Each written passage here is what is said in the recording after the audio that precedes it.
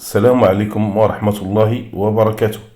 تحية طيبة لكل متتبع قناة مصدق رسم في درس جديد وحلقة جديدة. تعليم رسم المناظر الطبيعية بالفرشاة وألوان الأكريليك، الدرس 440. غنبداو إن شاء الله في هذه السلسلة ديال رسم المناظر الطبيعية الكلاسيكية تحت طلب العديد من الإخوان اللي لحوا عليا هذا الموضوع. فعلى بركة الله نبداو إن شاء الله بهذه السلسلة. في بداية هذا الفيديو كيف ما شفتوا تخطيط بقلم الفحم، وممكن نخططوا مثلا بقلم الرصاص أو نخططوا بالصباغة بفرشاة لسان الطير الرقيقة وبجميع الألوان، بشرط يكون الكونفاس بيض. نبدا بتلوين السماء. شتو طريقة ديال التخطيط: جبال، تلال، بحيرة، وبيت أو منزل على الجهة اليسرى وأشجار. بديت باللون الأصفر خفيف على الجهة اليمنى في خط الأفق، ودرجته مع اللون البنفسجي، ودخلت الأزرق كذلك، الأزرق خليط من البنفسجي والأبيض والأزرق. ولاحظوا هذا التدرج اللوني كيفاش غيبدا يبان تدريجيا. مجرد ما نبدا نخلط في الألوان وندير الكوكتيل ديالي على ألوان السماء غيبدا يبان التدرج وتبان أهميته على هذا المستوى. لون بنفسجي على الجهة اليسرى تحت في خط الأفق، هو خليط كيف ما قلت من الأزرق والبنفسجي والأبيض. الفوق غندير لون تيركواز، اللون الأزرق والأخضر والأبيض، ثم غادي ندمجو مع اللون البنفسجي لتحت. ولاحظوا هذه العملية درتها بسرعة قبل ما تنشف الصباغة، ثم نرجع من جديد اللون الأصفر باش ندمجو مع اللون البنفسجي، وندخل اللون الأصفر في البنفسجي بقوة، وندير سحب باللون البنفسجي في الجهة اليسرى. الآن غنبدا نوزع في التفاصيل ديال السحب. السحب غنديرها برتقالية وصفراء باش يبان هنا الانعكاس اللوني اللي دايرو اللون الأصفر على السحب وعلى باقي المنظر، وخصوصا الجهة اللي في خط الأفق اللي هي الجبال. غتشوفوا كيفاش غتنعكس هذيك الألوان على المنظر. غنبدا باللون البنفسجي والأصفر والأسود. لاحظوا باش نبدا نوزع ألوان الظل ديال الجبال، هاد الجبال كلها في الخلفية، وغادي نحاول ندير درجات متعددة ديال الألوان ولكن من نفس التركيبة، يعني الأسود والبنفسجي والأزرق والأصفر. وغادي تشوفوا كيفاش غنغير درجات والطبقات ديال الالوان باستعمال اللون الابيض والاصفر احيانا. شوفوا هذا اللون الان رمادي، يعني اسود وابيض مع بنفسجي هنا وابيض، ثم رمادي مع بنفسجي. لاحظوا وكنضيف اللون الاحمر كذلك اللي غندخلو في التركيبه. هنا اللون الازرق والأخضر والبنفسجي والأسود والأبيض. ودائما هاد التركيبة ديال الألوان اللي كتسمعوا الآن ماشي كنديرها بنفس الكمية، راه كنبدلها من جهة لجهة. بحال دابا بغيت نبدل اللون كنبدل حتى الكمية ديال اللون.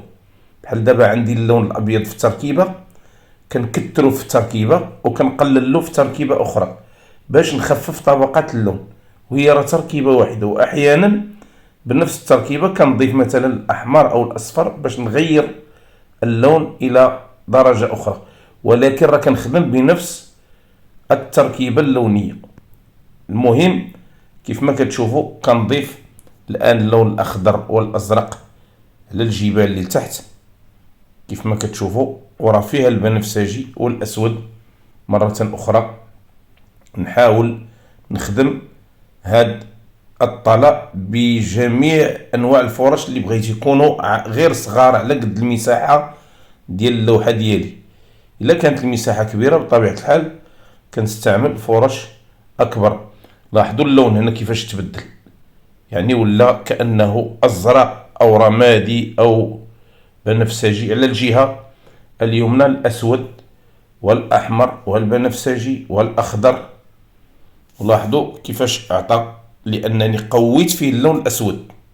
حاولوا تفهموا معايا هذه المساله وكيفاش كنلعب بالالوان باش نحقق درجات الوان الظل. هاد التوزيعه اللي غندير غادي تسهل عليا المأموريه. غادي نحاول نمشي خطوه بخطوه. الجهه اليمنى غادي نحاول نخدم حتى النص ديال الجبال ونبدا نوزع في التفاصيل، ومن بعد نكمل الجهه اليسرى، وهكذا خطوه بخطوه باش ما نملش اولا. ثانيا باش نتوما تستافدوا، لانني الا مشيت خطوه بخطوه غتاخذوا المراحل بدقه. على الجهه وسط غندير بنفسجي وازرق وابيض، لاحظوا الدرجه. ثم نبدا نوزع الان في اللون الترابي، اللون اللي فيه الاصفر اوكر والاصفر الحامضي والاحمر والبنفسجي والابيض. غنوزعو في الجبل الكبير اللي كتشوفوا فيه على الجهه اليمنى باش يعطي اضاءه. ولاحظوا اللون كيفاش بانت فيه نكهه الوان السماء. مجرد ما وضعته غتشوفوا، يعني حاولوا تقارنوا ما بين هذا اللون ولون السماء على الجهه اليمنى. ضروري غادي يعطي الانعكاس الضوئي باش يبان كأن هاد الالوان جاره من لون السماء. بطبيعه الحال راه على اللون الاول مني غنبدا به، اما من بعد مني غنبدا نعطي اضاءه بحال دابا كنضيف اللون الابيض والاصفر على نفس التركيبه باش تعطي اضاءه ويبدا يبان الانعكاس اكثر واكثر. بفرشاه الانجولو الرقيقه المثلثه اللي كتعطيني هذا الموتيف. ولاحظوا العمليه ديال التوزيع ديال التفاصيل كيفاش كنسطح الفرشاه على الجهه اليسرى اللي هي الظل. غنوزع اللون اسود وازرق واخضر وابيض. عطى هاد الدرجه نوزعو اولا باش نحاول نبين الوان الظل والدرجات ديالها في هاد الزاويه ديال الظل، ومن بعد راه غنبدا نحدد في تحديدات اخرى. ماشي هذه هي المراحل الاخيره. انا كنبني في المنظر الان، كنبني في منظر طبيعي، ضروري ندير ليه الاساسيات ديالو اللي هي لون الظل والتفاصيل الصغيره الدقيقه. الان اللون اصفر واخضر واسود وابيض. لاحظوا كيفاش غنوزع اللون على الجهه اليسرى باش نعطي انعكاس. لاحظوا هذا اللون رغم انه كيبان اخضر كيعطيني انعكاس ديال الجبل الفوق وكيعطي انعكاس الوان السماء. نبدا نوزع كذلك اللون البنفسجي والاحمر والاسود والابيض والازرق بفرشاه الانجولو، ونسطح الفرشاه باش ندير موتيف انعكاسات ضوئيه وتحديدات. هاد الانعكاسات اللي كتشوفوا فيها الان هي راها تضاريس في الجبل، ولكن حيت القانون ديال المناظر الطبيعيه كيعطينا الانعكاسات الضوئيه، ضروري كنحددوا هاد الضربات باش نبينوا حتى التفاصيل ديال الجبل. الان غندير واحد السحابه طويله ما بين الجبال فيها لون اصفر اوكر وابيض واصفر حامضي وبرتقالي. نحاول نلعب على هاد الجهه باش يبان هاد الضوء خارج على الجوانب. الجبل غنبدا ندخل ليه اللون الاصفر اوكر والاصفر الحامضي والابيض. المهم هاد الجهه كلها غادي نغنيها بالاضاءه لانها مركز الاضاءه في هذا المنظر. مركز الاضاءه في هذا المنظر، هذا المنظر كله غادي يخضع للاضاءه ديال هاد الزاويه. وراه من النقطه الاولى اللي بدينا فيها اللي هي لون السماء كيبان لكم الانعكاس الضوئي منين خارج. وبهكذا نكونوا استفدنا بان المنظر الطبيعي خاصنا نردوا البال فيه للانعكاس الضوئي، منين جاي الضوء ومنين جاي الظل، او منين جاي الضوء عفوا، لان الضوء هو اللي كيدير الظل. العمليه ديال توزيع التفاصيل مستمره دائما، كنحاول نعطي داك الانعكاس الضوئي ديال لون السماء اللي هو اصفر وابيض. وضروري هاد اللون راه كيتفاعل مع الوان الظل ديال الجبال.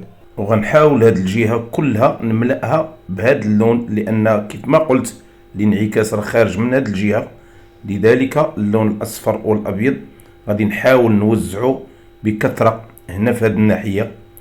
ولاحظوا الان كيفاش تفاعل اللون الاصفر والابيض مع الالوان الاخرى ديال الاضاءه والظل اللي كاينه في هذه الزاويه.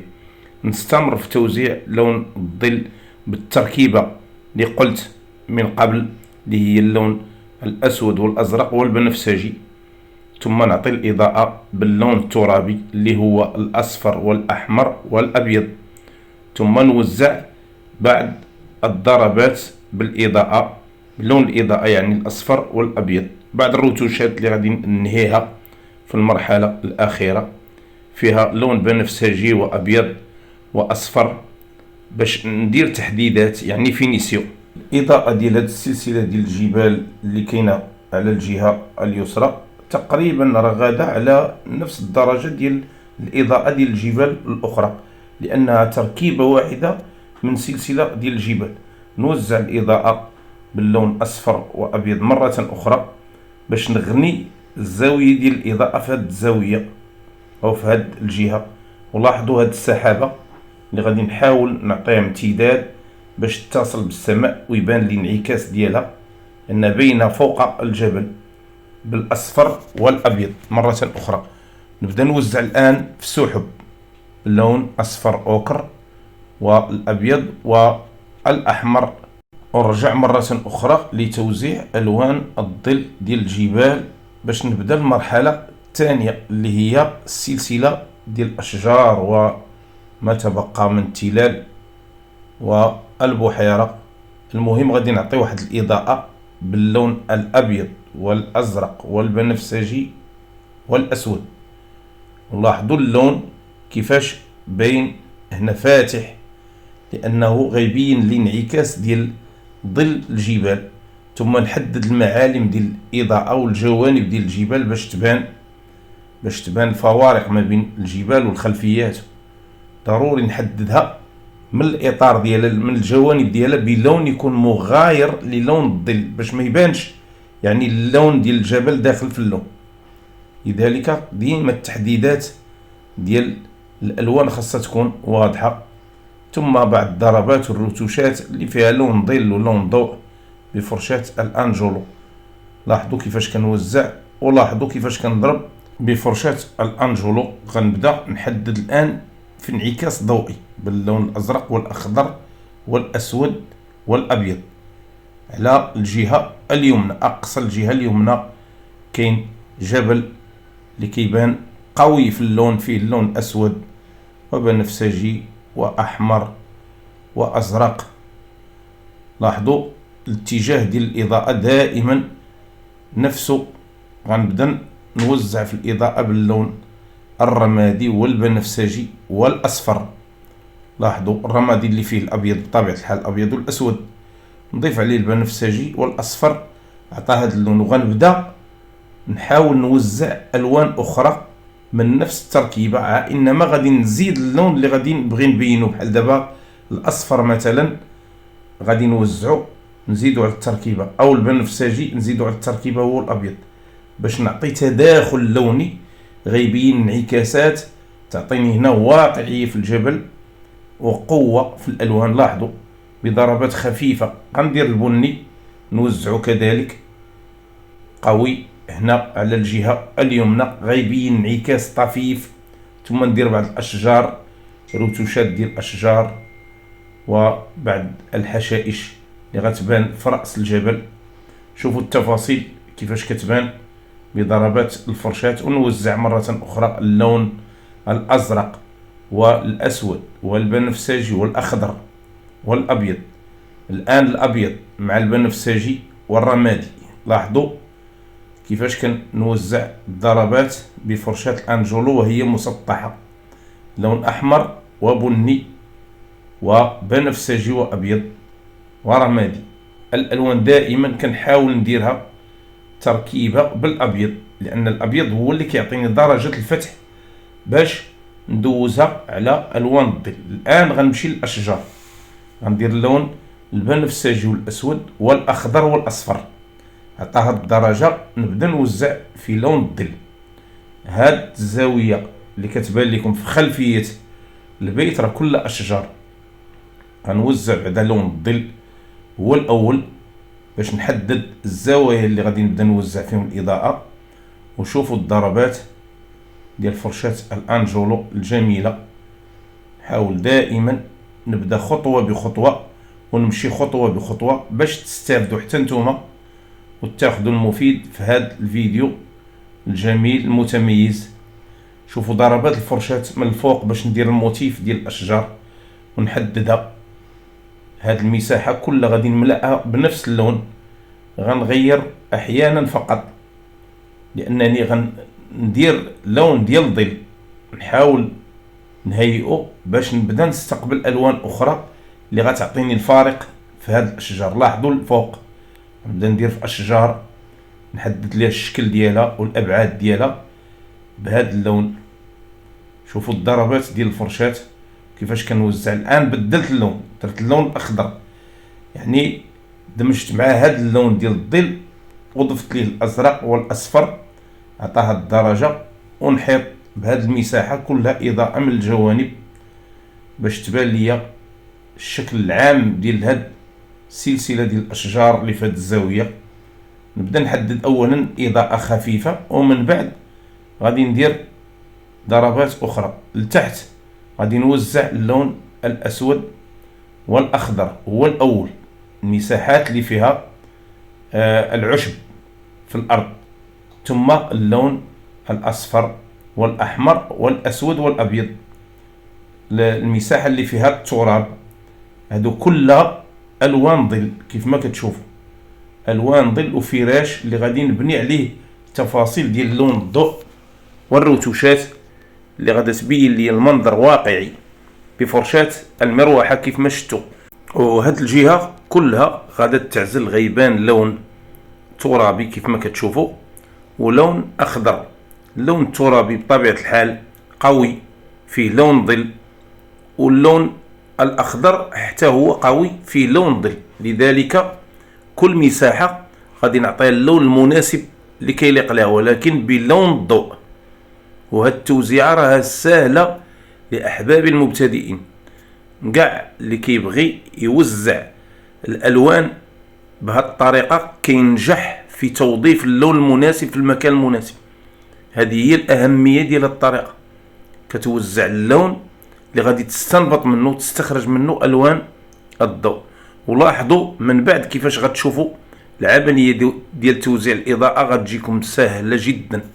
غندير اللون الزيتي، اخضر واسود وابيض واصفر، هو اللي كيعطي اللون الزيتي. غادي تا هو نوزعه بجانب هذا اللون الترابي اللي كتشوفوا، غيكون محاذي للبيت. ثم نمشي للاشجار الان باش نبدا نخدم في التفاصيل. اللون اصفر اوكر غنبدا نوزعه هو الاول، وندخل في لون الظل من الفوق باش نعطي انعكاس ضوئي. ولاحظوا نرجعوا من جديد للموضوع اللي قلنا لاقصى الجهه اليمنى بالنسبه للسماء. اللون الاصفر راه باقي فارض وجوده في الانعكاس، وهنا كيبان في الاشجار بان اللون الاصفر اوكر اللي درت هو نتيجه انعكاس اللون اللي في السماء. حاولوا تفهموا هذه المساله. دائما كونوا دائما على بال من هذه الانعكاسات الضوئيه اللي كتعطيكم يعني حسن توظيف الوان الاضاءه في المناظر الطبيعيه. ندير جذوع ديال الاشجار باللون الاسود والاحمر باش نبين هنا العمق ديال الغابه اللي كاينه في هذه المساحه. ثم نوزع باللون بني مره اخرى، نضيف عليه الاصفر بطبيعه الحال، نوزعه كوريقات من الجوانب ديال الاشجار مره اخرى باللون بني قوي في الاسود والاحمر. غنبدا نزيد لهاد السلسله ديال الاشجار عمق يبان لون الظل قوي. لاحظوا هاد الضربات ديال فرشاة الانجولو كيفاش كيبينوا العمق ديال اللون باش تبان تداخلات ويبان العمق ديال المنظر، بالتالي تخرج الالوان ويبان المنظر واقعي اكثر. ولاحظوا نبدا نوزع الان في اللون الاخضر. اللون الاخضر اللي خفيف جدا دمجت فيه الابيض والازرق والاخضر والاصفر. والاصفر هنا فيه لونين، الاصفر اوكر والاصفر الحامضي، باش عطاني هاد الدرجه ديال هاد الاخضر. ونوزعها مره اخرى باش نعطي غنى هنا ديال الاوراق وتبان الوان الظل يعني بلون ضوء قوي جميل رائع. لاحظوا شوفوا ضربات كيفاش بينت الاشجار. نضيف على اللون الاخضر الاصفر ونديروا اضاءه من الجوانب. شوفوا التنوع اللوني كيفاش بان في المنظر، واللون الاخضر كيفاش بدا يظهر وبدات كتبان الاوراق ديال الاشجار واقعيه. لان التنوع اللوني فيه انعكاسات ضوئيه كتجي من المنظر هي اللي كتعطي هذا الشكل.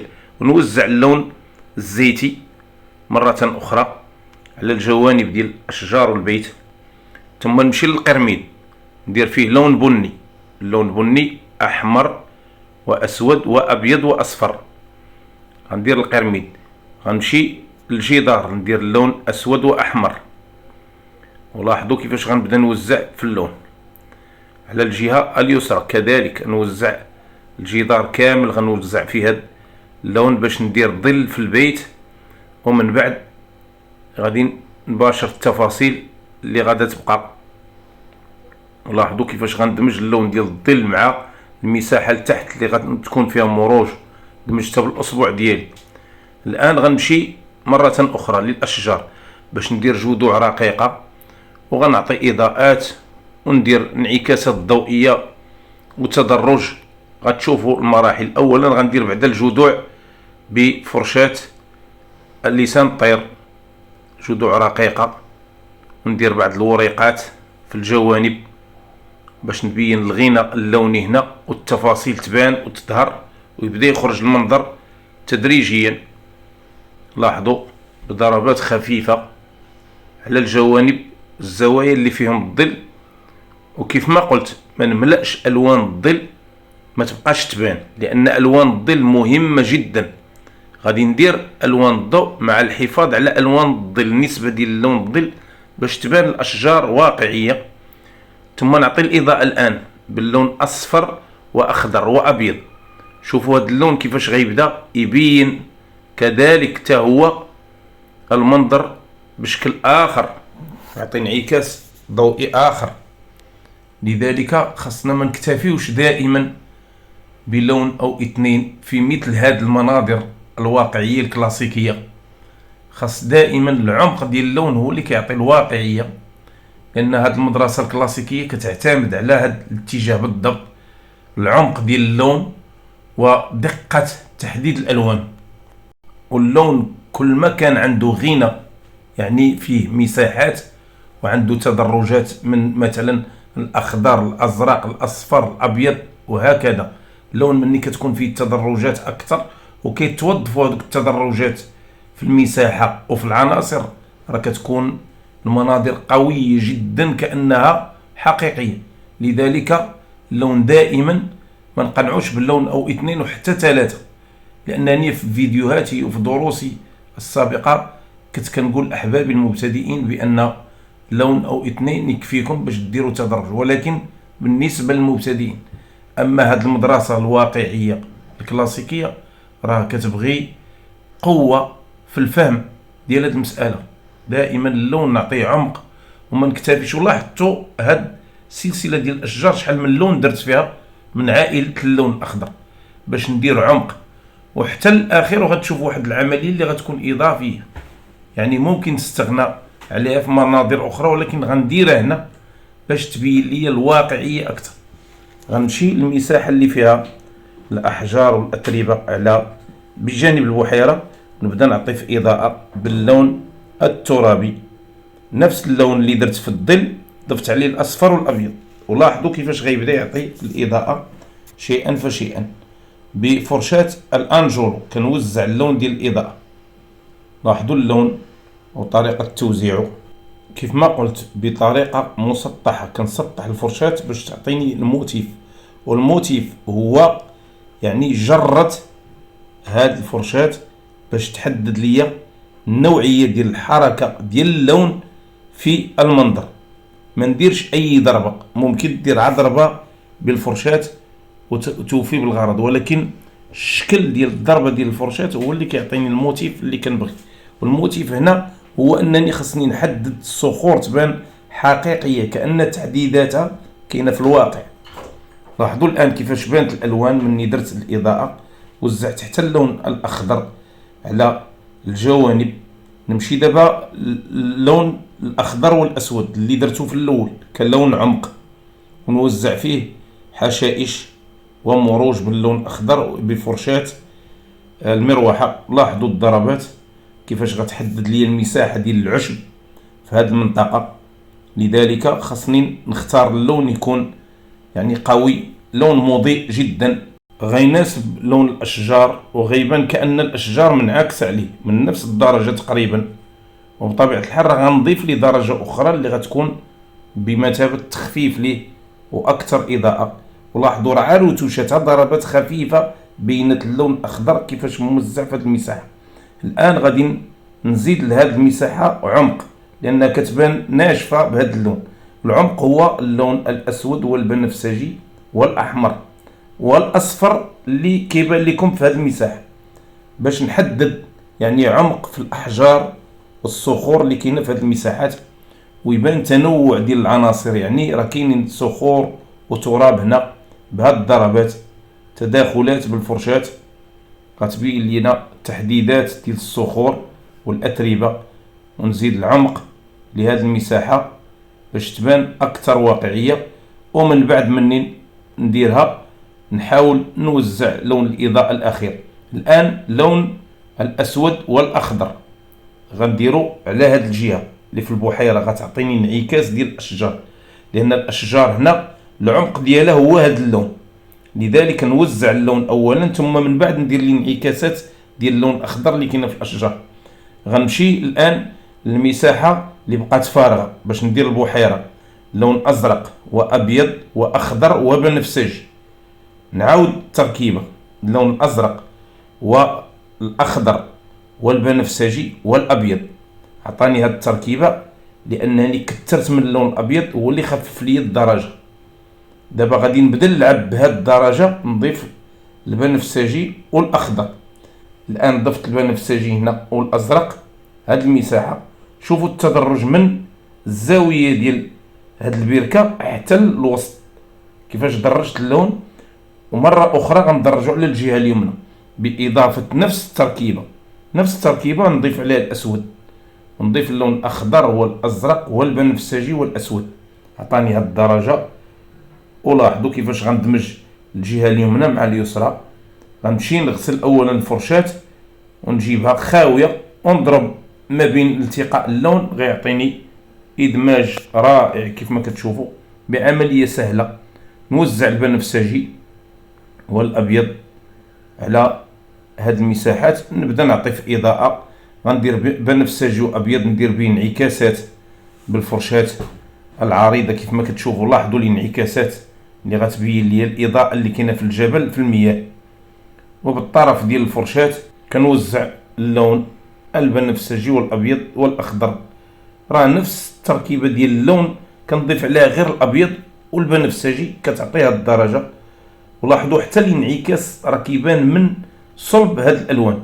لتحت غادي نضيف على نفس التركيبة اللي درت لكنتو عاقلين عليها، فيها الأزرق والبنفسجي والأخضر والأبيض. غنضيف عليها الأصفر باش تعطيني هاد الدرجة لتحت.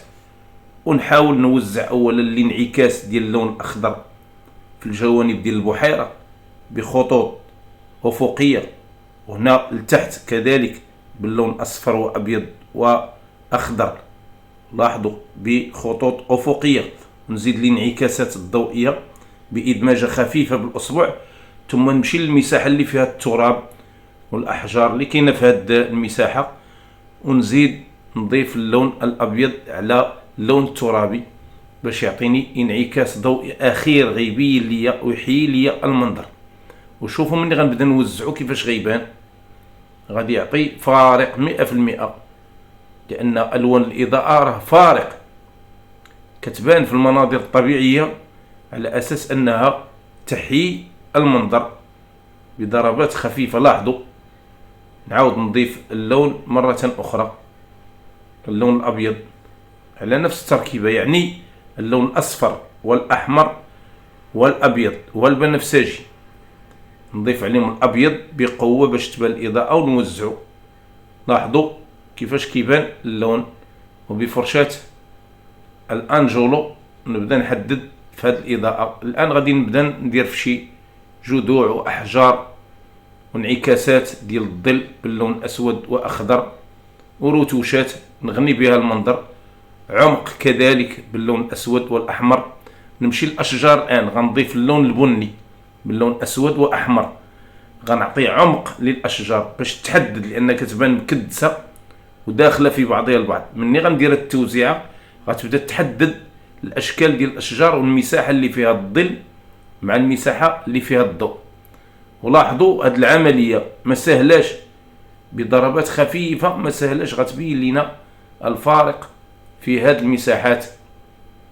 لاحظوا كيفاش غنوزعها. ثم غندير اضاءه في قرميد البيت بلون ترابي مرة أخرى، إلا أنني ضفت عليه الأحمر. لاحظوا منين كندير الخطوط ديال الإضاءة هنا كنحاول ندير قرميد من فوق هذا البيت ونخطط ليه اللون ديال الإضاءة. راه لون ترابي إلا أنني ضيف ليه اللون الأحمر أكثر. بعد التفاصيل غنضيفها باللون أصفر أوكر والأحمر. ولاحظوا هاد الضربات اللي غادا تبين لنا الإضاءة وتحدد لي البيت.